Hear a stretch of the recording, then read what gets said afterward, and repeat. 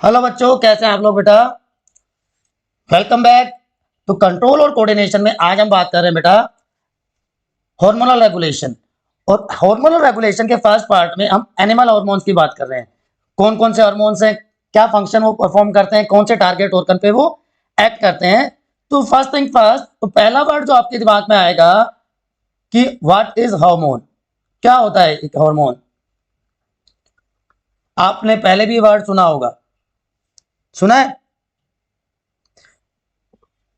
Chemical substances होते हैं बेटा, ऐसे केमिकल सब्सटेंसेस जो कि स्मॉल क्वांटिटी में सिक्रीट होंगे, स्मॉल अमाउंट में प्रोड्यूस होंगे, स्पेसिफिक हैं देयर फंक्शन, बहुत प्रिसाइज वे में काम करते हैं, अपने टारगेट ऑर्गन पे ही एक्ट करते हैं, ठीक है। And they are known as primary messenger, और इनको हम क्या कह सकते हैं, प्राइमरी मैसेंजर कह सकते हैं या केमिकल मैसेंजर कह सकते हैं। तो ऐसे केमिकल सब्सटेंसेस जो स्मॉल अमाउंट में रिलीज हो, टारगेट ऑर्गन पर जाके स्पेसिफिकली काम करें, they are known as hormone, ठीक है। तो जो हार्मोन वर्ड था, जो टर्म थी, it was coined by Starling, ठीक है। और जब सबसे पहला हार्मोन डिस्कवर हुआ था बच्चों, first hormone discovered was secretin. Clear to everyone. तो ये एक मेथड है, जैसे हमने नर्व इंपल्स का ट्रांसमिशन पढ़ा था, तो न्यूरल कंट्रोल के साथ साथ ये इंफॉर्मेशन ट्रांसमिशन का एक इफेक्टिव मेथड है, ठीक है बच्चों। तो इसलिए कहते हैं ना, एनिमल्स में हार्मोनल रेगुलेशन भी होता है और नर्वस रेगुलेशन भी होता है due to their complex body structure. तो जो एनिमल हार्मोन है ना बच्चों, animal hormones are part of endocrine system, जिसको हम ह्यूमन एंडोक्राइन सिस्टम भी कह सकते हैं। And study of endocrine glands और hormones is known as endocrinology. Endocrine system की स्टडी एंडोक्राइनोलॉजी। तो कैरेक्टरिस्टिक्स मैंने आपको बता दिया, टारगेट ऑर्गन पे, टारगेट साइट पे एक्ट करने वाले केमिकल सब्सटेंसेस, जो जिनका नेचर कैसा हो सकता है, प्रोटीनियस हो सकते हैं, प्रोटीन नेचर हो सकता है उनका, अमीनो एसिड्स के हो सकते हैं, पेप्टाइड हार्मोन्स हो सकते हैं। So there can be of different types. तो ह्यूमन एंडोक्राइन सिस्टम में ये जो मेजर ग्लैंड्स हैं, इनके बारे में हम एक एक करके बात करेंगे। यहाँ पे थायराइड के साथ साथ हम पैराथायराइड ग्लैंड भी डिस्कस करेंगे। उसके अलावा हाइपोथैलेमस की मैं सबसे पहले आपको बात बताऊंगा। तो एक एक करके हम स्टार्ट करते हैं। तो जो ह्यूमन एंडोक्राइन सिस्टम है, जो ह्यूमन एंडोक्राइन ग्लैंड है, वो स्टार्ट होते हैं ह्यूमन बीइंग्स में हाइपोथैलेमस से। So it is present in 4 brain, 3 part पढ़े थे, 4 मिड एंड 9 ब्रेन।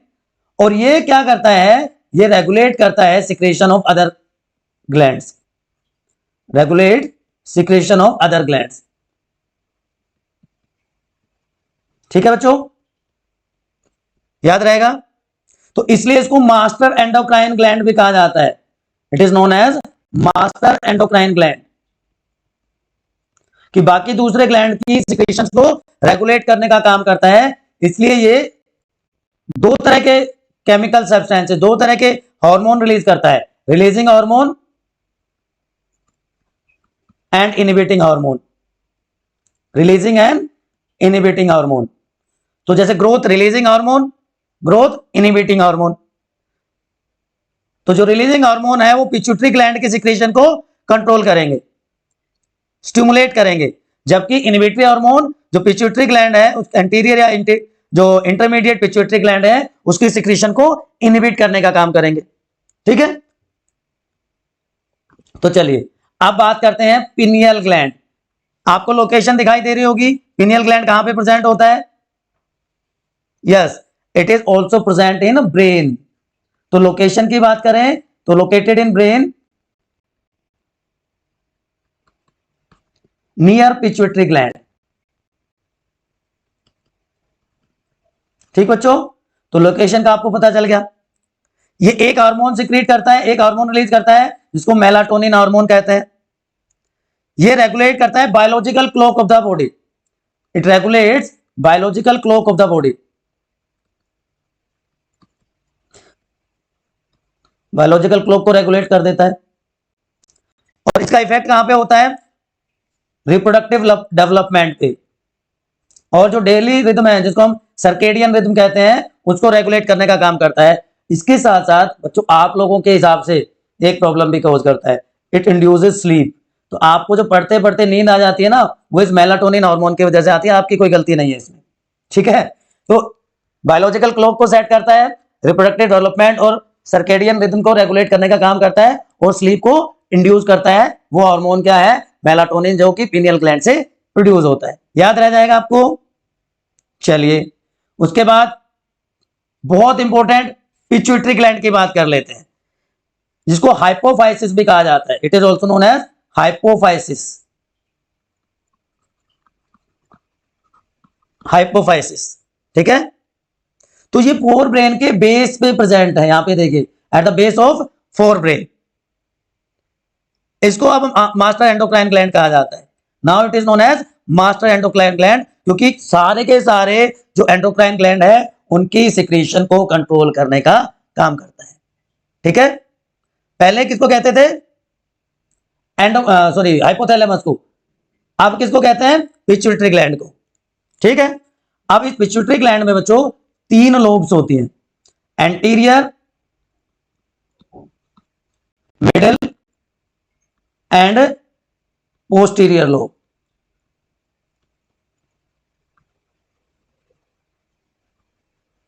ये एंटीरियर लोब है, इसको इंटरमीडिएट लोब भी कहा जाता है, मिडिल लोब को। एक्चुअली दोनों एक ही साथ प्रेजेंट होते हैं, तो कंबाइंड स्टडी किया जाता है। And this is posterior lobe, ठीक है। एंटीरियर लोब से 6 हार्मोन प्रोड्यूस होते हैं बच्चों। इंटरमीडिएट लोब से, या जिसको मिडिल लोब होते हैं, वहां से 1 हार्मोन सीक्रेट होगा, और पोस्टीरियर लोब से 2 हार्मोन, तो टोटल 9 हार्मोन्स आर रिलीज्ड। तो सबसे पहले हम बात कर लेते हैं एंटीरियर लोब के हार्मोन्स की, जैसा कि यहां पे दिखा रखा है, लेकिन यहां पे सारे के सारे मेंशन नहीं किए मैंने, तो यहां पे मैं एक एक करके आपको बता देता हूं। तो सबसे पहला ग्रोथ हार्मोन, जिसको जीएचबी कहा जाता है, और सोमेटोट्रोपिक हार्मोन, सोमेटोस्टैटिन, सोमेटोट्रोपिक हार्मोन या ग्रोथ हार्मोन। तो नाम से ही पता चल गया, जो ओवरऑल ग्रोथ है, डेवलपमेंट है हमारी बॉडी की, उसको कंट्रोल करने का काम करता है। अब अगर इसकी डेफिशिएंसी हो जाए, डेफिशिएंसी ऑफ ग्रोथ हार्मोन, तो उससे क्या हो जाएगा? ड्वार्फिज्म हो जाएगा। और इसकी एक्सेस हो जाए तो क्या हो जाएगा? जायंटिज्म हो जाएगा, ठीक। तो ये पहला हो गया ग्रोथ हार्मोन। दूसरा हार्मोन यहां से जो सीक्रेट होता है, that is TSH, thyroid stimulating hormone. तो जो थायराइड ग्लैंड है उसकी सिक्रेशन को, उसकी फंक्शनिंग को कंट्रोल करता है और स्टिमुलेट करता है थायराइड ग्लैंड को, स्टिमुलेट थायराइड ग्लैंड, कि जिससे वो अपने हार्मोन रिलीज कर सके। तीसरा हार्मोन जो एंटीरियर लोब से रिलीज होता है, उसको कहते हैं फॉलिकल स्टिमुलेटिंग हार्मोन, एफएसएच, ठीक है, और एलएच। ये गोनेडोट्रोपिन्स होते हैं, गोनेडोट्रोपिक हार्मोन्स होते हैं, FSH and LH, follicle stimulating hormone. तो एफएसएच क्या करेगा? मेल्स में स्पर्मेटोजेनेसिस, ह्यूमन मेल्स में स्पर्म फॉर्मेशन को स्टिमुलेट करेगा। और एलएच कहां पे एक्ट करेगा? फीमेल्स में, stimulate secretion of female sex hormone, oestrogen and progesterone. याद रह जाएगा आपको। तो 3 हार्मोन हो गए, नहीं 5 हार्मोन हो गए। And last one is prolactin, prolactin hormone. Memory gland के डेवलपमेंट के लिए, फीमेल में मेमोरी ग्लैंड की डेवलपमेंट के लिए रेस्पॉन्सिबल होता है। आप देखिए 2 इंपॉर्टेंट वर्ड बता रहा हूं आपको, एक होता है ऑक्सीटोसिन, जो आगे हम डिस्कस करेंगे, चलिए वहीं पे बताऊंगा आपको। आप इंटरमीडिएट लोब की बात कर लेते हैं, हार्मोन्स ऑफ इंटरमीडिएट लोब या मिडिल लोब। एक ही हार्मोन है यहां पे, तो कौन सा? MSH, melanocyte stimulating hormone. Melanocyte बहुत काम का है बच्चों आपके लिए, आजकल के बच्चों के लिए बहुत क्रेज है। है ना, फेयर कॉम्प्लेक्शन का। तो जो मेलानिन पिगमेंट होता है स्किन का, उसकी फॉर्मेशन के लिए रेस्पॉन्सिबल होता है। ठीक, अब बात आ जाती है पोस्टीरियर लोब की, जहां से दो हार्मोन रिलीज होंगे। कौन कौन से? यहां से दो हार्मोन जो रिलीज होते हैं वो है ऑक्सीटोसिन, जिसकी मैं अभी बात बता रहा था, और दूसरा है वैसोप्रेसिन। ऑक्सीटोसिन हार्मोन क्या करेगा? ये पार्चुरेशन में हेल्प करता है, और पार्चुरेशन का मतलब चाइल्ड बर्थ की जो स्मूथ मसल्स हैं उनकी कॉन्ट्रैक्शन को स्टिमुलेट करेगा, और ये लैक्टेशन में हेल्प करता है। वैसोप्रेसिन को एंटी डायूरेटिक हार्मोन एडीएच भी कहा जाता है। तो बॉडी का वाटर का और इलेक्ट्रोलाइट का बैलेंस बनाने में हेल्प करता है। ठीक है बच्चों, तो ऑक्सीटोसिन के बारे में बता रहा था। एक हमने पढ़ा था प्रोलैक्टिन हार्मोन, प्रोलैक्टिन और वैसोप्रेसिन दोनों मिल्क सिक्रेशन से रिलेटेड है। तो vasopressin is called milk ejecting hormone, और इसको मिल्क प्रोड्यूसिंग हार्मोन कहते हैं। देखो, प्रोड्यूस हो जाए जरूरी थोड़ी है इजेक्ट भी हो। तो प्रोलैक्टिन ने प्रोड्यूस कर दिया, लेकिन वैसोप्रेसिन उसको इजेक्ट करता है, मेम्ब्रेन ग्लैंड से बाहर निकालता है। तो ये मिल्क इजेक्टिंग हार्मोन हो गया। लेकिन वैसोप्रेसिन का आजकल मिसयूज बहुत होता है। आपके जो कैटल्स हैं उसमें इसको मिसयूज किया जाता है, उनसे मिल्क प्रोडक्शन के लिए इसको मिसयूज किया जाता है। ठीक है, तो हमने बात कर ली किस किस की? हमने बात कर ली पहले पिनियल ग्लैंड की, हमने बात कर ली हाइपोथैलेमस की, और हमने बात कर ली पिट्यूटरी ग्लैंड की। अब बात करते हैं थाइमस ग्लैंड की। थाइमस ग्लैंड चेस्ट रीजन में प्रेजेंट होता है, पेयर्ड ग्लैंड है। एक सिंगल हार्मोन सिक्रीट करता है जिसको कहते हैं थाइमोसिन। ठीक, जो इम्यून रेस्पॉन्सेस को प्रमोट करता है, क्योंकि ये व्हाइट ब्लड सेल्स की प्रोडक्शन और मैच्योरेशन के लिए हेल्पफुल होता है। सेक्सुअल मैच्योरिटी के बाद ये डिजेनरेट हो जाता है, it degenerate after sexual maturity. ठीक है ना बच्चों, याद रहेगा। तो अगर थाइमस ग्लैंड हटा दिया जाए तो सेक्सुअल मैच्योरिटी अटेन नहीं होगी। तो ये पेयर्ड ग्लैंड जो चेस्ट रीजन में प्रेजेंट होता है, थाइमोसिन हार्मोन सिक्रीट कर रहा है, जो कि डब्ल्यूबीसी की प्रोडक्शन और मैच्योरेशन के लिए हेल्पफुल होता है, और डिजेनरेट कर जाता है after sexual maturity. Next one is thyroid gland. Thyroid gland कहां प्रेजेंट होता है? नेक रीजन, ये देखिए यहां पे नेक रीजन में प्रेजेंट है। ठीक है, और ये थायरोक्सिन हार्मोन प्रोड्यूस करता है। वहां पे क्या था? थाइमोसिन था, तो थोड़ा सा मिलता जुलता है, ये थायरोक्सिन है। ठीक है, ये मेटाबॉलिज्म को कंट्रोल करता है, ग्रोथ को प्रमोट करता है, और आयोडीन की डेफिशिएंसी हो जाती है तो iodine is necessary for thyroid gland, जिससे थायरोक्सिन हार्मोन बन सकता है। तो अगर इसकी डेफिशिएंसी हो जाए तो एक कंडीशन होती है जिसको कहते हैं गोइटर।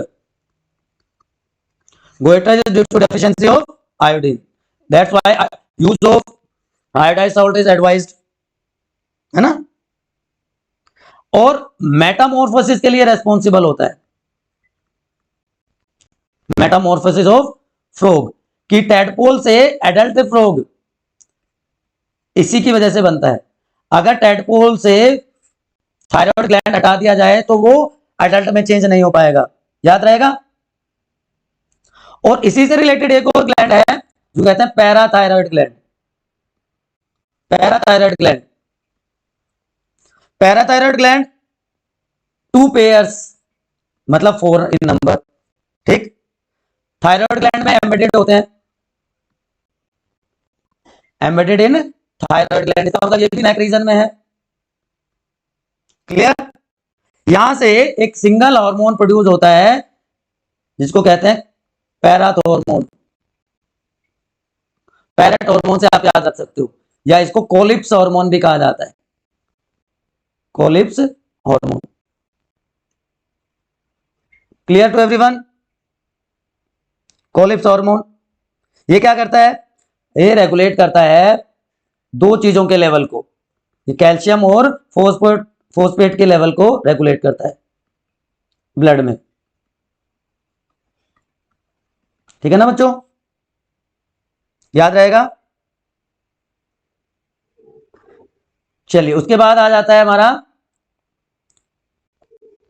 पैनक्रियास। पैनक्रियास से पहले आई थिंक हम एक और कर लें, एड्रिनल ग्लैंड। चलिए पैनक्रियास की बात कर लेते हैं, कोई बात नहीं। पैनक्रियास, पैनक्रियास को कहते हैं heterocrine gland. It is known as heterocrine gland, कि एक्सोक्राइन भी है और एंडोक्राइन भी है, लेकिन यहां पे सिर्फ एंडोक्राइन पार्ट की हम बात करेंगे। पैनक्रियास में 3 तरह की सेल्स होती हैं बेटा, अल्फा, बीटा एंड डेल्टा या gamma cells. Alpha cell secrete करती हैं ग्लूकागोन हार्मोन। ये ग्लूकागोन हार्मोन क्या करता है? ग्लाइकोजन को ग्लूकोज में कन्वर्ट कर देता है, ग्लाइकोजन को ग्लूकोज में कन्वर्ट कर देगा। बात खत्म, याद रह जाएगा। बीटा सेल सिक्रीट करेंगी इंसुलिन हार्मोन। इंसुलिन हार्मोन क्या करेगा? ब्लड ग्लूकोज लेवल को मेंटेन करेगा, और इसकी डेफिशिएंसी से क्या हो जाएगा?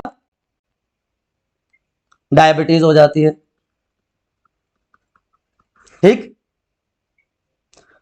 और तीसरी सेल्स है डेल्टा सेल्स या गामा सेल्स, इनको कहते हैं डेल्टा या गामा सेल्स। ये क्या करेंगी? ये सेरोटोनिन सिक्रीट करेंगी, सेरोटोनिन हार्मोन जो वैसोकंस्ट्रिक्टर है,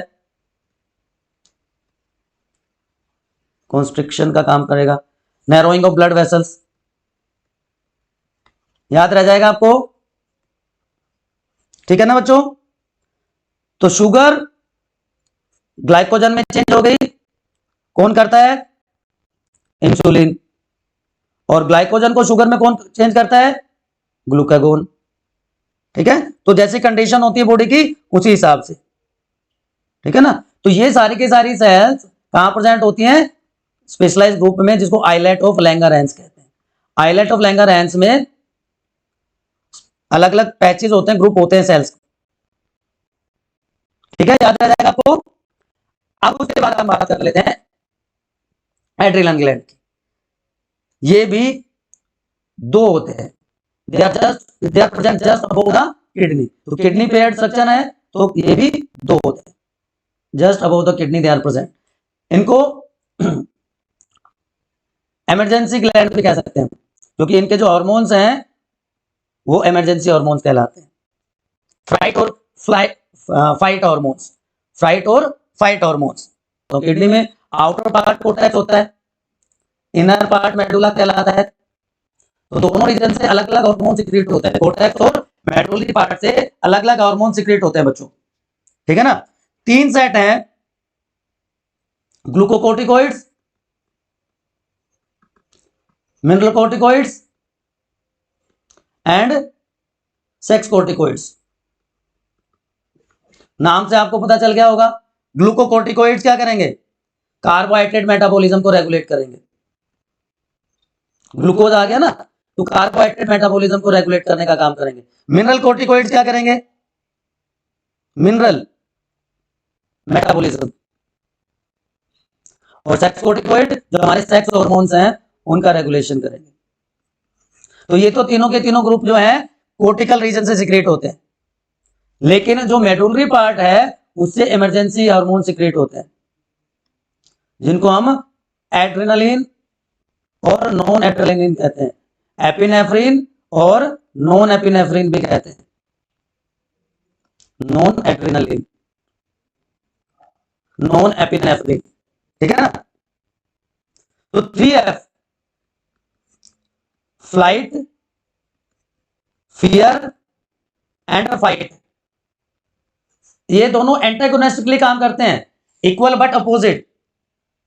जो एड्रेनालिन हार्मोन है इमरजेंसी में काम करेगा, स्ट्रेस की कंडीशन में काम करेगा, और heart beat, breathing rate, blood pressure को रेगुलेट करने का काम करेगा। ठीक है ना? इसलिए एड्रेनल ग्लैंड को ग्लैंड ऑफ इमरजेंसी कहा जाता है। ठीक है ना बच्चों? उसके बाद आ जाता है हमारे gonads. Testis and ovary, testis in male and ovary in female, ये गोनेड्स हैं। टेस्टिस से जो हार्मोन सिक्रेट होता है उसको हम क्या कह देते हैं, टेस्टोस्टेरोन, जो स्पर्मेटोजेनेसिस को कंट्रोल करेगा, सेकेंडरी सेक्सुअल कैरेक्टर्स को रेगुलेट करेगा। जबकि ओवरी से एस्ट्रोजन और प्रोजेस्टेरोन हार्मोन सिक्रेट होते हैं।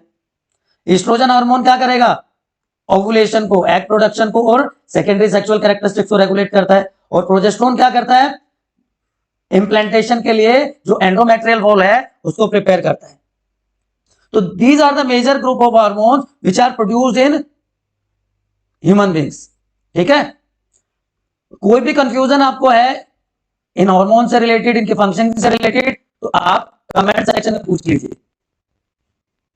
ठीक है, आप इसके बाद डिस्कस करेंगे प्लांट हार्मोन्स, या बात करेंगे प्लांट हार्मोन्स की।